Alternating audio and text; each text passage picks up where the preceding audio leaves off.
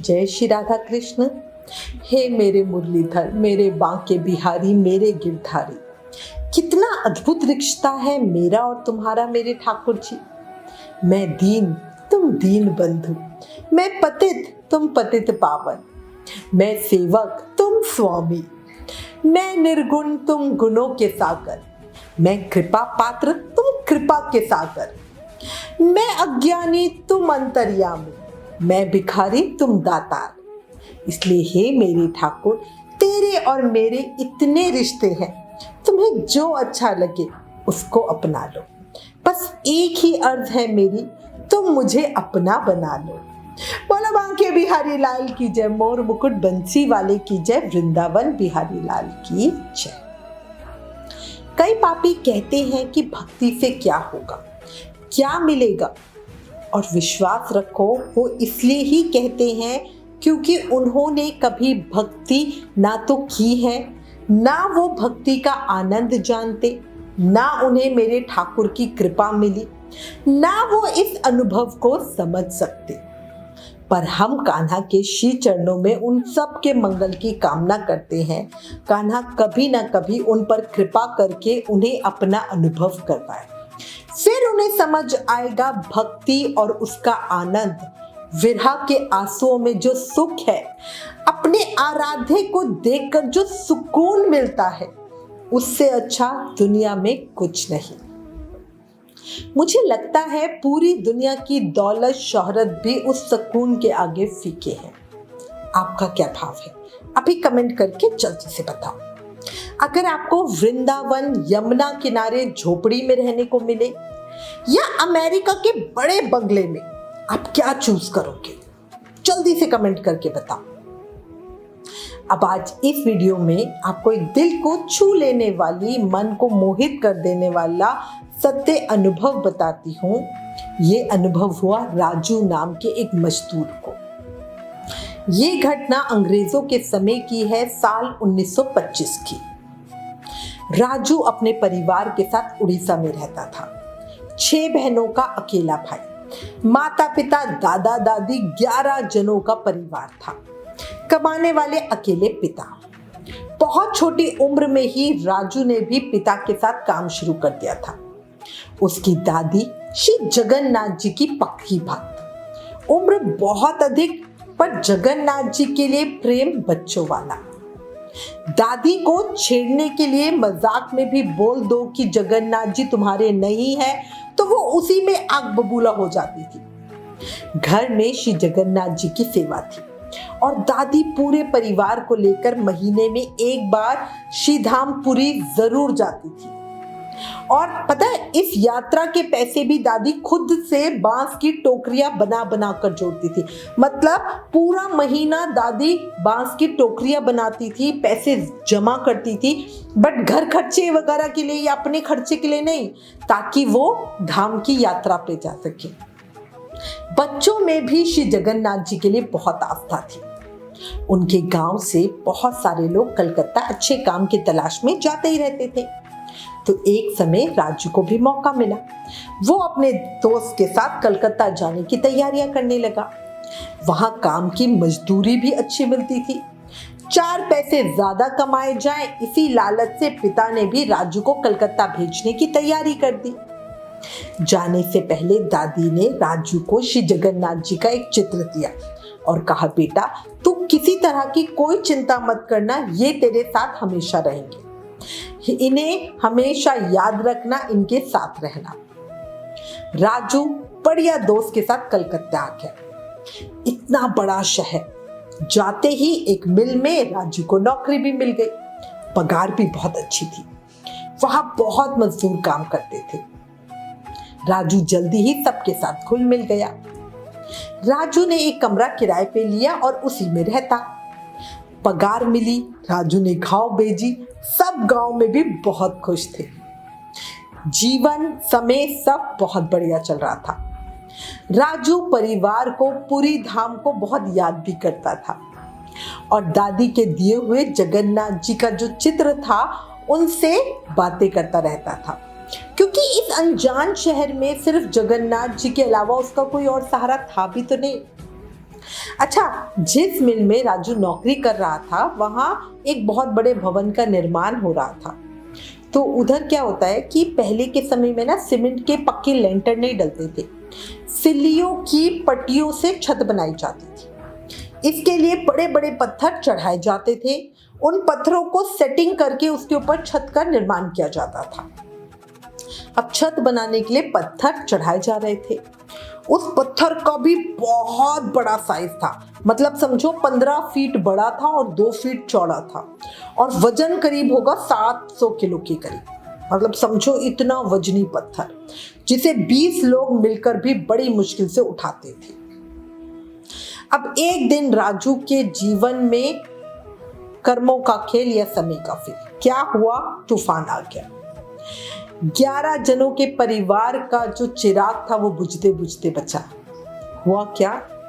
एक दिन जैसे ही वो इतना भारी पत्थर रखने जा रहे थे तो अचानक से मजदूरों के हाथ हिल गए, और जैसे ही पत्थर हिला तो वो सीधा राजू के पैर पे चोट लगाता हुआ आगे बढ़ा। और सोचो कितना भारी पत्थर होगा। उस पत्थर के पैर पर लगने से राजू के पाँव में बहुत गहरा घाव हो गया। राजू बुरी तरह घायल हो गया। राजू को देखकर मिल के मालिक को दया आ गई। मिल का मालिक बहुत दयालु था, दयावान था। उसने उस समय के सबसे बड़े हॉस्पिटल में उसका इलाज करने के लिए तुरंत ही भेज दिया। इलाज शुरू हुआ। 3 दिन तक तो राजू को होश ही नहीं आया, मतलब समझो उसकी कितनी खराब हालत होगी। मालिक को चिंता थी, क्योंकि किसी को भी पता नहीं था कि राजू कहाँ का रहने वाला है, उसका परिवार कहाँ है, या किसको खबर करी जाए। क्योंकि पहले के समय में ना आज की तरह आईडी कार्ड वगैरह नहीं चलता था। पहले ना फोन थे, चिट्ठी से ही बातचीत होती थी, है ना। और ज्यादातर क्या होता था, जब भी कोई काम मांगने के लिए आता था तो बस मजदूरों को दूसरे का विश्वास के ऊपर ही काम चलता था और सब ऐसे ही रख लेते थे। अब मालिक को चिंता होने लगी कि भाई किसको बोलूं, क्या बताऊं, क्या करूं। 3 दिन के बाद राजू को ऐसे तैसे होश आया। डॉक्टर ने कहा होश तो आ गया है, बात कर सकते हो, पर एक गंभीर बात है, इसकी टांग काटनी पड़ेगी क्योंकि गहरा जख्म हो गया है, पैर बिल्कुल बेजान हो गया है, कोई दर्द कोई एहसास ही नहीं हो रहा है। अगर पैर को काटेंगे नहीं तो सारे शरीर में जहर फैल जाएगा। डरते डरते जो मालिक थे और कुछ और साथी मजदूर थे वो राजू से मिलने कमरे में गए। अब बातचीत हुई। राजू पहले ही बहुत बेचैन था, बहुत परेशान था। एक क्या हो रहा था कि टांग के अंदर है ना कुछ भी एहसास नहीं था, तो वो पता ही नहीं चल रहा था कि है, तो इससे भी वो घबराया हुआ सा था। तो मजदूरों ने उसे बताया कि भाई तुम्हारा घाव बहुत ज़्यादा गहरा है और तुम्हारी टांग काटनी पड़ेगी। अभी सुनते ही राजू तो डर गया और रोने लगा। बोला ऐसा क्यों बोल रहे हो, मेरे साथ मजाक कर रहे हो, नहीं ऐसा नहीं। मालिक ने भी समझाया, कहा नहीं देखो बहुत गहरा घाव है, अगर टांग नहीं काटेंगे तो तुम्हारी जान जा सकती है, और समझो बात को, तुम्हारी जान से ऊपर कुछ भी नहीं है, इसलिए इस टांग को कटवा दो। अब राजू बहुत परेशान, मतलब राजू के देखो दुनिया का कोई भी बंदा होगा ना, सोच के देखो कि उसका क्या ही हाल होगा। 6 बहनों का अकेला भाई, घर की जिम्मेदारी, अगर टांग कट गई तो मजदूरी भी नहीं कर पाएगा, घर पर बैठना पड़ेगा। पिताजी अकेले कैसे 11 जनों का पेट भरेंगे। बस यही सब सोच सोच कर राजू जोर जोर से रोने लगा। मुंह लाल हो गया, सांस रुक गई। वहां खड़े सभी मजदूर, मालिक, डॉक्टर सब डर गए। डॉक्टर ने तुरंत ही नींद का इंजेक्शन दिया और आराम करने को कहा। इंजेक्शन के बाद भी राजू सो नहीं पा रहा था, लगातार रोए जा रहा था। मालिक ने परिवार को बुलवाने की बात करी तो राजू ने साफ मना कर दिया, क्योंकि वो जानता था कि अगर उसके एक्सीडेंट की बात घर पर पहुंची तो कोई भी बर्दाश्त नहीं कर पाएगा। डॉक्टर ने कहा अभी बीपी हाई है, इसलिए 1-2 दिन के बाद ही ऑपरेशन करेंगे और टांग काट देंगे। डॉक्टर ने राजू को नींद का एक और इंजेक्शन लगाया, पर इतनी हैवी डोज के बाद भी राजू बिल्कुल सो नहीं पा रहा था। आंखों से आंसू झरझर बहे जा रहे थे। राजू ने अपने दोस्त से कहा कि उसके कमरे में जगन्नाथ जी का फोटो है, वो उसे लाकर दे दे। राजू का दोस्त फोटो ले आया। जैसे ही दोस्त फोटो लेकर आया, राजू देखते ही और जोर जोर से रोने लगा। जैसे नहीं होता एक दुखी बालक अपनी माँ को देखते ही कैसे उसे चिपट जाता है, कैसे अपना दुख दर्द बोलता है, कैसे जोर जोर से रोता है, बिल्कुल वैसे। सब मजदूर चले गए, राजू कमरे में अकेला था। उसने जगन्नाथ जी का फोटो सीने से लगा रखा था। राजू जगन्नाथ जी को देख रहा था, रो रहा था और मन ही मन प्रार्थना कर रहा था, जगन्नाथ जी मेरा नहीं तो दादी की भक्ति की इलाज रख लेते। देख रहे हो ये क्या हो गया मेरे साथ, तुम्हारे रहते ऐसा कैसे मेरे साथ हो सकता है? क्या आपके रहते मेरा पैर काट दिया जाएगा? आप बताओ, आप ये कैसे होने दोगे? और फिर आप दादी को क्या जवाब दोगे? प्रभु दया कर दो, प्रभु दया कर दो, मेरा पैर कट जाएगा तो मैं कुछ काम नहीं कर सकूंगा, दुनिया पर बोझ पड़ जाऊंगा, दूसरों पे अस्वस्थ हो जाऊंगा। ये आप कैसे होने दे सकते हो? प्रभु आपके आशीर्वाद से तो मेरा जन्म हुआ। मेरे जन्म पर दादी ने आपको 56 भोग अर्पित किए। अब आप दादी को क्या कहोगे कि आपका आशीर्वाद कैसे ऐसे बर्बाद हो गया? प्रभु दया करो, दया करो, प्रभु दया करो, दया करो, ये अनहोनी मत होने दो, मत होने दो। राजू रह रह कर बार बार अपने जगन्नाथ जी को पुकार रहा था, जोर जोर से चिल्ला रहा था। नर्स आई और एक तीसरा हैवी डोज का इंजेक्शन और लगा गई, पर नींद राजू से कोसों दूर थी। राजू का रोना चिल्लाना सुनकर बगल के कमरे के अंकल जो थे वो राजू के पास आए और उसे थोड़ी सतावना देने लगे, समझाने लगे कि ये होनी है, इसे स्वीकार करो, हमारी किस्मत में क्या होता है ये हमारे हाथ में नहीं होता।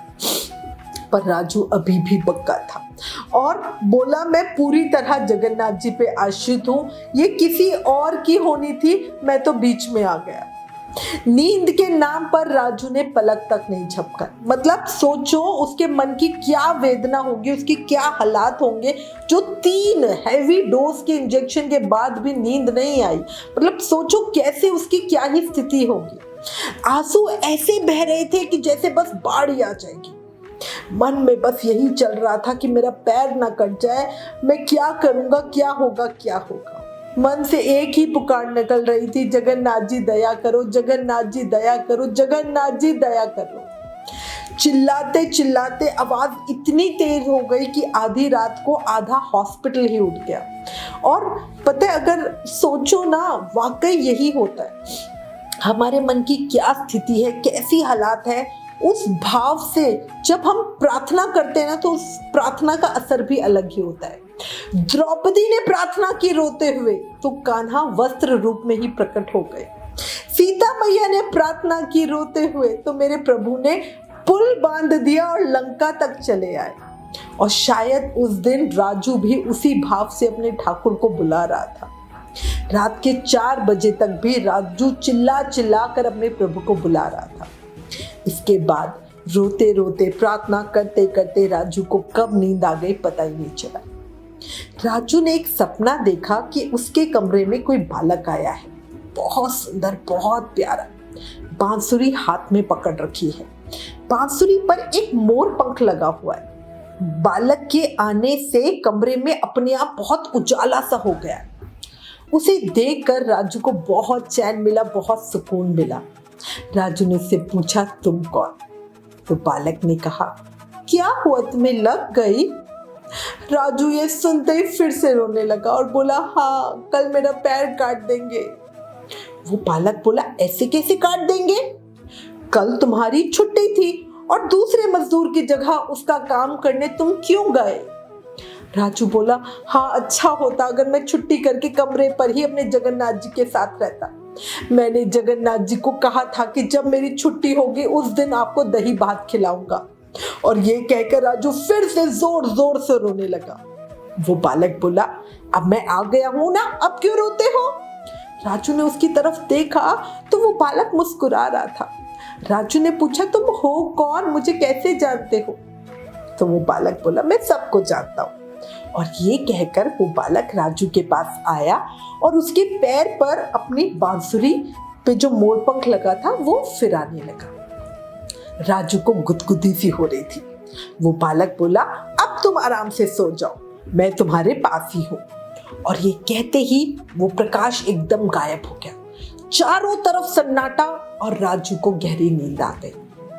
सिस्टर ने सुबह के 11 बजे आकर राजू को उठाया कि दवाई खा लो। रात में तो सो नहीं रहे थे और अब इतनी गहरी नींद में सो गए। राजू उठा तो ऐसे जैसे उसे कुछ हुआ ही ना हो। पैर का घाव एकदम सूखने लग गया था, ऐसे जैसे जाने कितना ही पुराना चोट लगी हुई हो। राजू और सिस्टर दोनों हैरान थे। राजू अब आराम से उठ पा रहा था, बेड पर उठकर वो बैठ गया। सिस्टर तुरंत डॉक्टर को बुला के लाई। डॉक्टर भी हैरान, मतलब जो कल रात तक करवट नहीं ले पा रहा था वो आज खुद से उठकर कैसे बैठ गया। डॉक्टर ने मिल के मालिक को फोन किया। तुरंत ही मालिक हॉस्पिटल पहुंचे। राजू से मिलने के लिए और जो साथी मजदूर थे वो भी आ गए। सबके सब हैरान, क्योंकि कल तक तो राजू का पैर एकदम बेजान था, उसमें कोई मूवमेंट नहीं थी, कोई आहट, कुछ भी सनसनाहट कुछ उसको नहीं हो रहा था। गुदगुदी करो कुछ पता ही नहीं चल रहा था। ऐसा लग रहा था कि सारी जो नसें हैं वो डैमेज हो चुकी हैं। डॉक्टर ने राजू को खड़े होने को कहा तो राजू सहारा लेकर खड़ा भी हो गया। डॉक्टर ने कहा कि ये वही मजदूर है या उसकी जगह कोई और आके लेट गया है। राजू बोला, डॉक्टर साहब मैं ही हूँ, मेरा घाव ठीक हो गया, मेरे जगन्नाथ जी मेरे साथ है। मालिक ने पूछा, आखिर ये हुआ कैसे? तो राजू ने रात की सारी बात मालिक को बताई। राजू की बात पर किसी को भी यकीन नहीं हो रहा था कि ऐसे कैसे हो सकता है, ऐसे कोई डॉक्टर कौन आके ठीक कर सकता है, और एक बालक आया था तो बालक इसमें करेगा ही क्या। पर देखो, उन लोगों को इसका उत्तर पता हो या ना पता हो, बट हमें पता है मेरे प्रभु की कृपा से ही राजू ठीक हो गया। रात में वो बालक और कोई नहीं, हमारे ठाकुर जी थे, है ना। राजू को शाम को ही हॉस्पिटल से छुट्टी मिल गई। छुट्टी मिलते ही राजू अपने घर के लिए निकल पड़ा, क्योंकि जो जगन्नाथ जी ने उस पर कृपा करी थी वो कैसे भूल सकता था।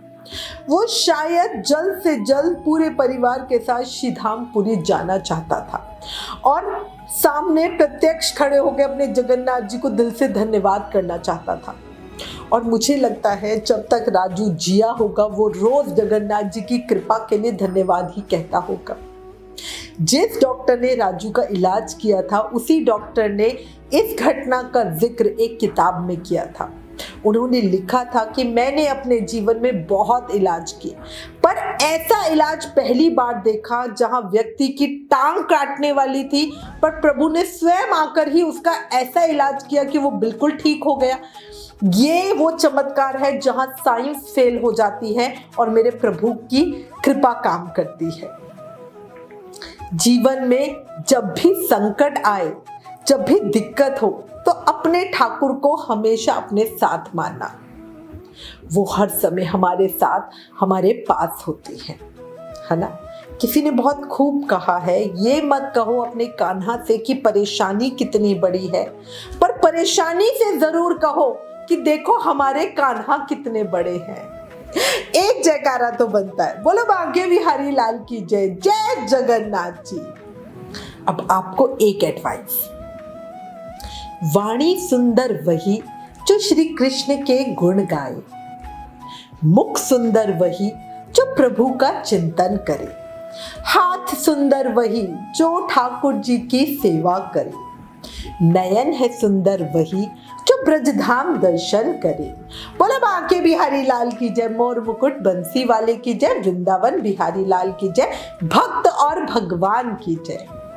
अगर भक्त के विश्वास और अपने ठाकुर की कृपा की इस सत्य घटना ने दिल को छुआ, आंखें नम हुई, तो प्लीज इस वीडियो को ज्यादा से ज्यादा शेयर करें। Please like, share and subscribe. Thank you. जय श्री राधा कृष्ण।